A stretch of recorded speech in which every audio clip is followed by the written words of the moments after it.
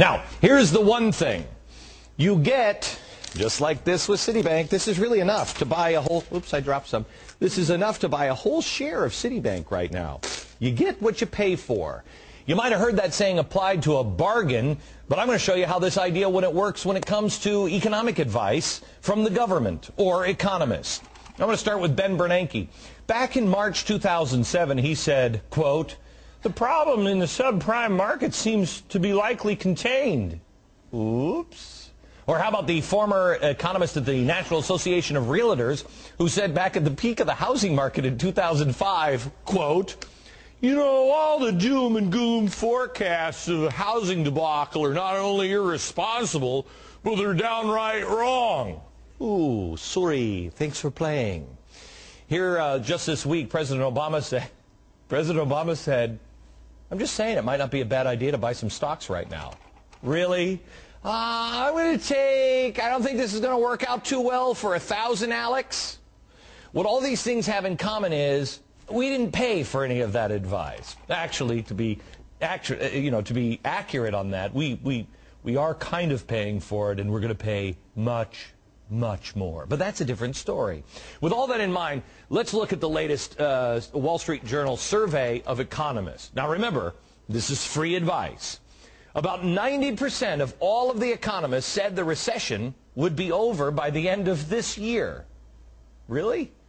100% of all of the economists said the recession will be over by the end of next year.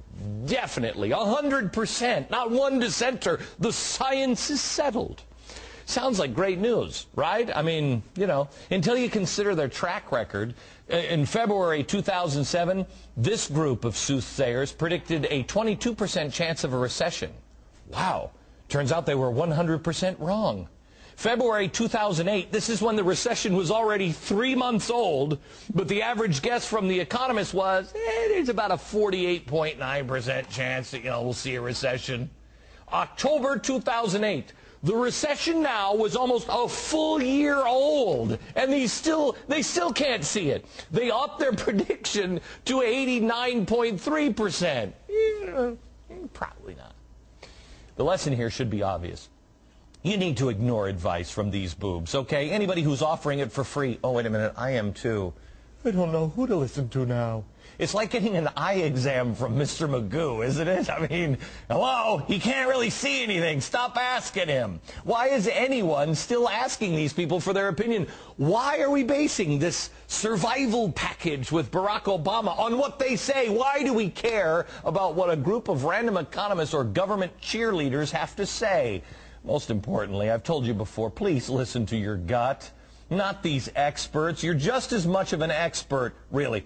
Would this be happening in your house? No.